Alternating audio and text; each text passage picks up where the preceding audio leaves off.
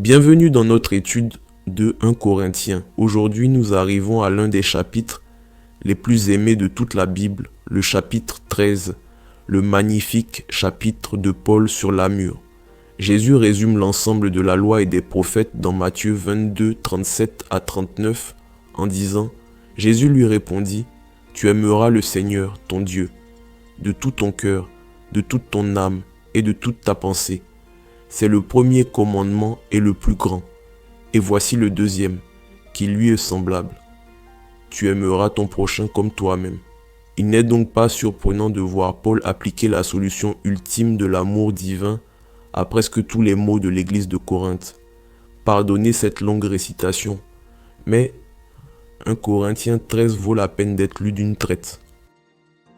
Si je parle les langues des hommes, et même celles des anges, mais que je n'ai pas l'amour, je suis un cuivre qui résonne ou un cymbale qui retentit.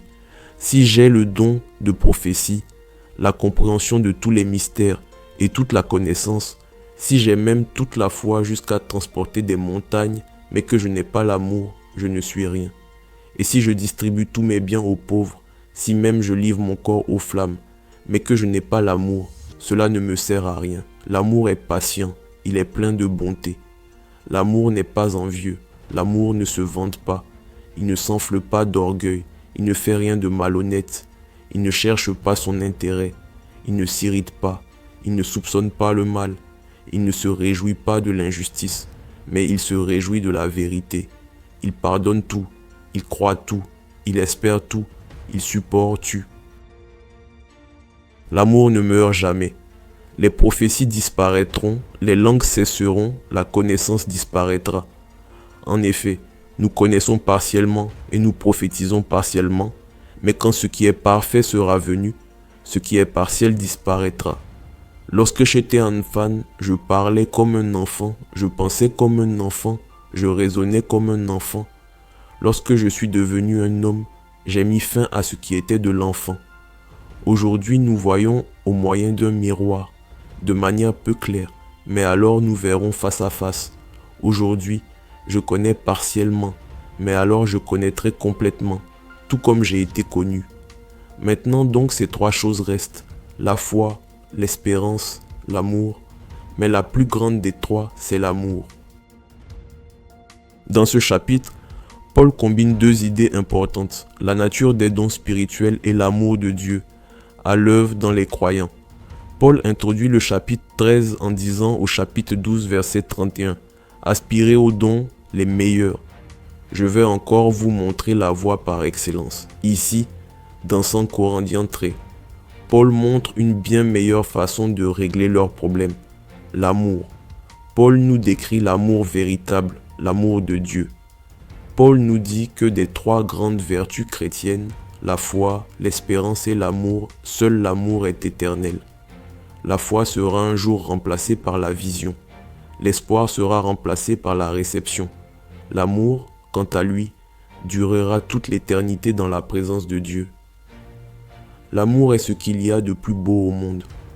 En feu, si vous avez la plus grande foi et l'espoir le plus sûr, mais que vous n'avez pas d'amour, vous n'êtes pas grand. Vous n'êtes en fait rien. Cela ne signifie pas que tout ce qui prétend être de l'amour est de Dieu, pas plus que tout ce qui prétend être spirituel est du Saint-Esprit. Il existe un type spécifique d'amour qui est pieux. Ceci implique une préoccupation désintéressée pour le bien-être des autres. C'est la relation de Dieu avec sa création qui l'exprime le mieux, en particulier la mort autosacrificielle de Jésus. Étant donné la complexité de la condition humaine, l'amour de l'homme peut être aussi corrompu et mal orienté que tout le reste de nos interactions. Il nous arrive parfois d'avoir de bonnes intentions, mais avoir de bonnes intentions n'est pas la même chose que faire le bien. Il nous manque la pureté du cœur divin et la sagesse de l'esprit divin pour obtenir des résultats vraiment bons et bénéfiques. Nous devons donc rechercher le cœur de Dieu pour le monde et suivre la direction du Saint-Esprit.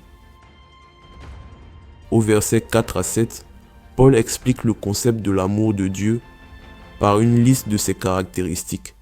La meilleure façon de décrire l'amour est de savoir comment il se comporte. et parfois comment il ne se comporte pas. L'amour est lent à perdre patience. Il cherche à être constructif. Il n'est pas possessif. Il n'est pas soucieux d'impressionner et ne se fait pas d'idées exagérées sur sa propre importance. L'amour a de bonnes manières et ne cherche pas à obtenir des avantages égoïstes. Il n'est pas susceptible ou hypersensible. Il ne tient pas compte du mal et ne se réjouit pas de la méchanceté d'autrui. L'amour est indestructible. Si votre amour est un amour divin, votre amour est solide. L'amour de Dieu souffre longtemps, supporte tout, endure tout et finalement survit à tout. Cela signifie que si, par la grâce de Dieu, vous aimez quelqu'un d'un amour divin, vous pouvez lui dire « Rien de ce que tu fais ne pourra jamais me faire cesser de t'aimer parce que je t'aime de l'amour de Dieu. » Et l'amour de Dieu est solide. L'amour de Dieu peut faire face à tout ce que tu peux faire. En tant que tel, l'amour de Dieu est inconditionnel. Il ne peut être ni gagné ni perdu. Bien entendu, cela ne veut pas dire qu'un conjoint, un parent ou même un ami acceptera n'importe quel type de comportement au nom de l'amour. Certaines relations doivent être rompues sous certaines conditions et cela peut aussi être un acte d'amour. L'amour de Dieu ne se réjouit pas de l'injustice. Il ne se réjouit que de la vérité et de la fidélité. L'amour de Dieu discipline. Le péché a des conséquences. Chercher le bien d'autrui signifie parfois provoquer ces conséquences afin d'obtenir la délivrance de l'esclavage du péché et d'éviter les conséquences éternelles du péché. Paul dit que l'amour ne faillit jamais. Or, nous ne parvenons pas à aimer, ne vous y trompez pas. En fait, vous ne pouvez pas avancer dans l'amour de Dieu tant que vous ne confessez pas que vous ne le possédez pas en vous-même. Nous n'avons pas ce qu'il faut pour aimer comme Dieu aime. Vous n'avez pas ce genre d'amour en vous-même. Mais, encore une fois, rappelez-vous où se trouve ce chapitre dans la lettre. Nous parlons des œuvres du Saint-Esprit. Nous parlons des dons du Saint-Esprit qui permettent aux croyants contrôlés par l'Esprit et à l'Église contrôlée par l'Esprit de fonctionner. L'amour est donc une puissance du Saint-Esprit qu'il donne aux croyants en Christ. L'amour divin est la première preuve que le Saint-Esprit est dans votre vie et dans votre Église. Et dans la providence de Dieu, il ne fait jamais défaut. Tournons maintenant notre attention vers 1 Corinthiens 15, le chapitre de la résurrection. Tout comme l'Église de Corinthe est aux prises avec de divisions, des réunions désordonnées, des problèmes de mariage et des conflits au sujet de la viande sur le marché, elle est également aux prises avec de faux enseignements sur la question de la résurrection du croyant décédé. Partant du terrain commun de la croyance en la résurrection de Jésus, Paul leur rappelle la place centrale de la résurrection dans l'évangile qu'il a prêché lorsqu'il était à Corinthe, en disant dans 1 Corinthiens 15, 1 à 8 « Je vous rappelle, frères et sœurs, l'évangile que je vous ai annoncé, que vous avez reçu et dans lequel vous tenez ferme. C'est aussi par lui que vous êtes sauvés, si vous le retenez dans les termes où je vous l'ai annoncé. Autrement, votre foi aurait été inutile. Je vous ai transmis avant tout le message que j'avais moi aussi reçu. Christ est mort pour nos péchés, conformément aux Écritures. Il a été enseveli et il est ressuscité le troisième jour, conformément aux Écritures. Ensuite, il est apparu à Céphas, puis aux 12. Après cela, il est apparu à plus de 500 frères et sœurs à la fois, dont la plupart sont encore vivants et dont quelques-uns sont morts. Ensuite, il est apparu à Jacques, puis à tous les apôtres. Après eux tous, il m'est apparu à moi aussi, comme à un enfant né hors terme. Jésus-Christ est mort pour vos péchés, selon les Écritures, et Jésus-Christ est ressuscité des morts, selon les Écritures.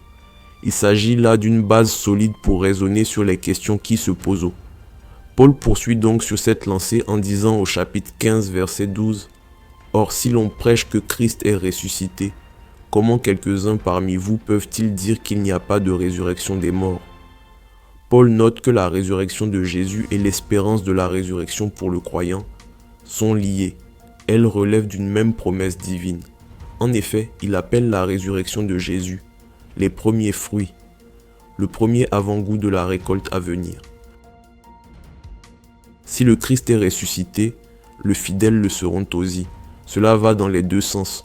Paul dit que si les croyants décédés ne ressuscitent pas, alors le Christ non plus n'est pas ressuscité. Si le Christ n'est pas ressuscité de mort, alors nous sommes tous perdus dans nos péchés parce que le sacrifice du Christ n'a pas été accepté. En effet, que pensait-il que Jésus avait acquis par sa mort et sa résurrection, sinon le salut au-delà de la tombe? Quel était l'intérêt pour Jésus de devenir ce qu'il est devenu en ressuscitant, si ce n'est l'accomplissement des grandes promesses d'autrefois pour tous ceux qui le suivent? Lorsque nous le verrons, nous deviendrons semblables à lui, car nous le verrons tel qu'il est vraiment. Certains non-croyants tentent de s'en moquer en posant des questions prétendument sans réponse telles que « Quel genre de corps obtiennent-ils » Paul répond à partir des espoirs juifs et de la réalité de Jésus. Il entre dans les détails. Il dit dans 1 Corinthiens 15, 42 à 49, « C'est aussi le cas pour la résurrection des morts. Le corps est semé corruptible, il ressuscite incorruptible. Il est semé méprisable, il ressuscite glorieux. Il est semé faible, il ressuscite plein de force. Il est semé corps naturel, il ressuscite corps spirituel. S'il y a un corps naturel, il y a aussi un corps spirituel. » Ensuite, Paul répond à une question sur ce qu'il adviendra des personnes encore en vie lorsque Jésus reviendra. Paul enseigne aux Thessaloniciens et aux Corinthiens que la résurrection des croyants aura lieu lors du retour du Christ.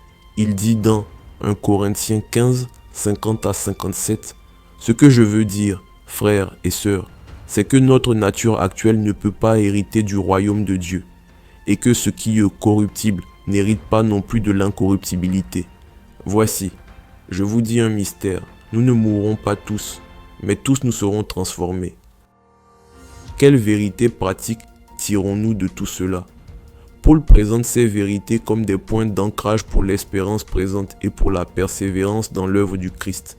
Il dit dans 1 Corinthiens 15, 58, « Ainsi, mes frères et sœurs bien-aimés, soyez fermes, inébranlables, travaillez de mieux en mieux à l'œuvre du Seigneur, sachant que votre travail n'est pas sans résultat dans le Seigneur. » En conclusion, les questions qui se posent sont les suivantes. Savez-vous que vous avez reçu le Saint-Esprit et que vous appartenez vraiment au Christ? La preuve en est l'amour de Dieu. En plus, êtes-vous ferme dans votre foi, inébranlable, persévérant dans l'œuvre du Seigneur, ayant l'assurance de la résurrection et la foi de passer l'éternité avec Dieu?